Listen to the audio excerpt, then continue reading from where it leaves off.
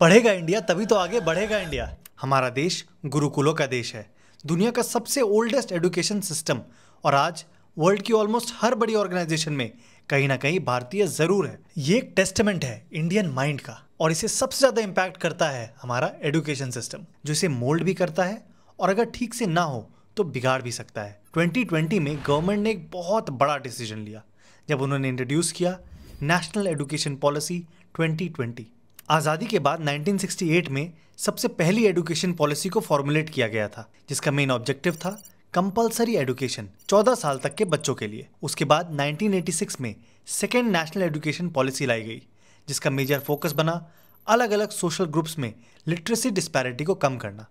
और 2001 में अटल बिहारी वाजपेयी की सरकार ने भारत में साक्षरता को बढ़ाने के लिए लॉन्च किया सर्व शिक्षा अभियान, जो देश में कंपलसरी एलिमेंट्री एजुकेशन को टाइम बाउंड तरीके से लागू करने पर प्रतिबद्ध था। और अब 2020 में लाई गई है नई एजुकेशन पॉलिसी, और इस पॉलिसी में सबसे बड़ा जो चेंज है वो है हमारे ट्रेडिशनल 10+2 यानी क्लास 10 तक एक सिस्टम और उसके बाद क्लास 11 और 12, जिसमें सारा फोकस इन 2 बोर्ड एग्जाम्स पर होता था, उसकी जगह नया और डाइवर्सिफाइड 5+3+3+4 का सिस्टम लाया गया है। अब इस नए सिस्टम को समझते हैं। पहला स्टेज है 3 साल, जिसमें आंगनवाड़ी या प्री स्कूल होगा, जिसके बाद क्लास 1 और 2 प्राइमरी स्कूल में होगा।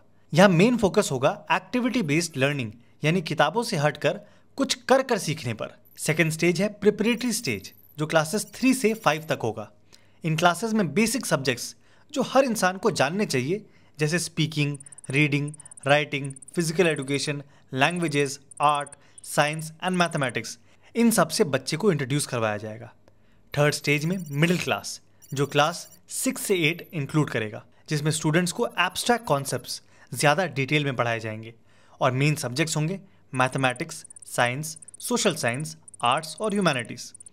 फोर्थ स्टेज है सेकेंडरी स्टेज। इसको 2 और पार्ट्स में डिवाइड किया गया है, क्लास 9 और 10 और क्लास 11 और 12।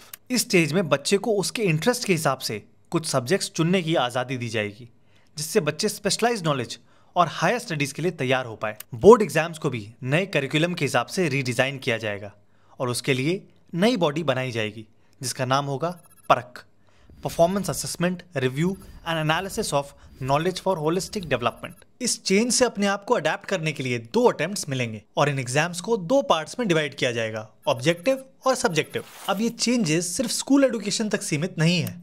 National education policy higher education को पूरी तरह से रेवोल्यूशनाइज करना चाहती है और इसके लिए सिस्टम्स इंट्रोड्यूस कर रही है। जैसे सबसे पहले 3 साल के अंडर ग्रेजुएट कोर्स को अब 4 साल मल्टी डिसिप्लिनरी बैचलर्स में बदला जाएगा, जिसमें मल्टीपल एग्जिट ऑप्शंस होंगे।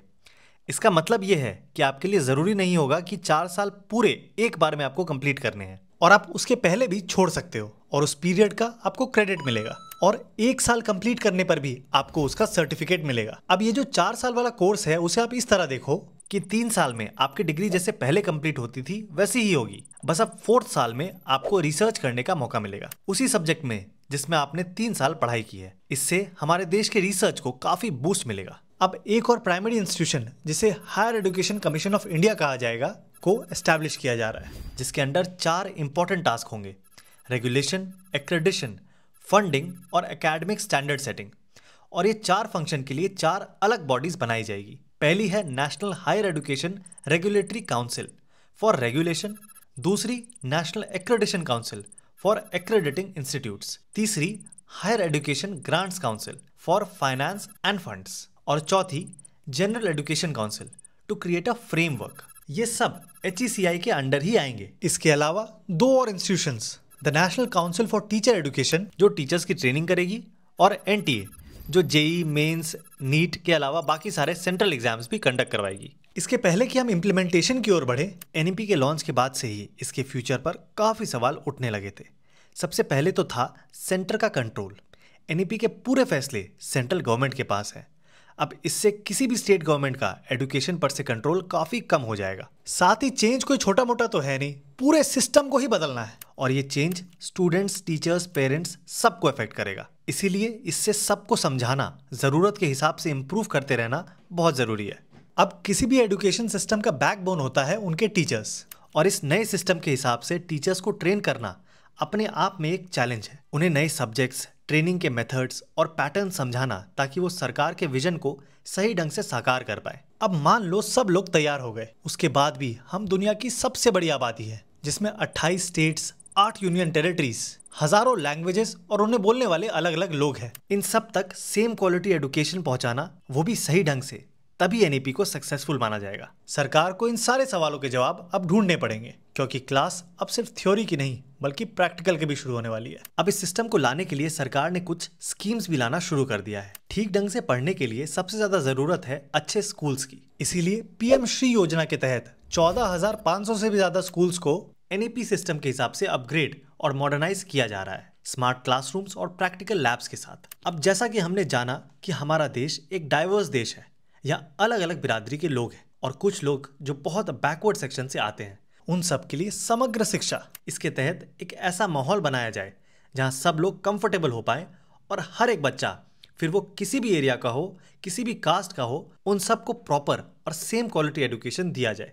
ये स्कीम 2021 में शुरू हो गई और अगले 5 सालों तक चलेगी। अब सरकार की एक सबसे बड़ी स्कीम है उल्लास, जिसके अंदर 15 साल से ज्यादा उम्र के लोग जिन्होंने कभी बेसिक पढ़ाई भी नहीं की, उन्हें लिखना पढ़ना सिखाया जाएगा ताकि वो समाज में अपनी जगह बना सके। अब ओरिजिनल एनईपी के ड्राफ्ट में एक नो डिटेंशन पॉलिसी भी थी, जिसके अकॉर्डिंग किसी भी स्टूडेंट को फेल या एक्सपेल ही नहीं किया जाता जब तक उसका एलिमेंट्री एजुकेशन यानी क्लास 1 से लेके 8 तक की पढ़ाई खत्म ना हो जाए। इस पॉलिसी को रिसेंटली हटाया भी गया ताकि स्टूडेंट्स स्टार्टिंग से ही पढ़ाई को सीरियसली ले और उसके खुद जिम्मेदार बने। और स्टूडेंट्स के बेनिफिट के लिए एक क्रेडिट रिकग्निशन सिस्टम स्वयं प्लस भी लाया गया है, जो फरवरी 2024 में लॉन्च किया गया, जिसके तहत अंडर ग्रेजुएशन स्टूडेंट्स को एक्स्ट्रा स्किल्स के लिए भी क्रेडिट्स मिलेंगे, जिससे वो अपने इंटरव्यूज के दौरान यूज कर सकते हैं। अब किसी भी स्कीम या सेक्टर में सरकार कितनी इन्वेस्टेड है वो अगर जानना है तो उसका बजट देख लो। मिनिस्ट्री ऑफ एजुकेशन में 1,28,650 करोड़ रुपए अलॉट किए गए, जो कि अब तक का हाईएस्ट इंक्रीमेंट है। साथ ही साथ हर एक स्टेट के साथ मिलकर ग्राउंड लेवल पर टास्क फोर्स बनाए जा रहे हैं, जो करंट सिस्टम को एनईपी में बदलना शुरू कर देंगे। पर सरकार का सबसे बड़ा चैलेंज ये भी है कि बाकी स्टेट्स इसको पॉजिटिवली अपनाएं। अभी रिसेंटली ही एनईपी के 3 लैंग्वेज पॉलिसी, जिसके अंडर इंग्लिश और मदर टंग के अलावा एक और भाषा सीखने पर जोर दिया जाता है, उसे डीएमके गवर्नमेंट ने रिजेक्ट कर दिया। डीएमके के हिसाब से बीजेपी हिंदी को 3rd लैंग्वेज के थ्रू सारे स्टेट्स पर फोर्स कर रही है। अब ऐसे प्रॉब्लम्स को टैकल करना बहुत इंपॉर्टेंट हो जाता है, क्योंकि हर एक स्टेट के लिए एनईपी को पूरी तरह से अपनाना जरूरी है। इसके लिए सरकार ने जेईई और नीट जैसे कॉम्पिटिटिव एग्जाम्स को 13 लैंग्वेजेस में कंडक्ट करने का फैसला किया है। साथ ही पीएम श्री के फंडिंग को बढ़ाकर स्मार्ट क्लासरूम को हर स्कूल तक पहुंचाने का विजन भी रखा है। एनसीईआरटी को भी अपना सिलेबस एनईपी के हिसाब से डिजाइन करने के गाइडलाइंस दे दिए गए हैं, और डिजिटल या डिस्टेंस एजुकेशन के लिए दीक्षा जैसे इनिशिएटिव लिए जा रहे हैं। इस बदलती हुई दुनिया के साथ हमारा कदम से कदम मिलाकर चलना बहुत जरूरी है, और इतना बड़ा और ऐतिहासिक डिसीजन है तो प्रॉब्लम्स तो आएंगी ही। बस प्रॉब्लम्स के साथ साथ इम्प्रूव करते रहना है, और स्टूडेंट्स जो इससे सबसे ज्यादा इम्पैक्ट होने वाले हैं उनकी बात को सुनना सबसे जरूरी होगा, क्योंकि पढ़ने वाले भी वो हैं और देश बदलने वाले भी। ऐसी और वीडियोस के लिए चैनल को सब्सक्राइब जरूर कर लेना।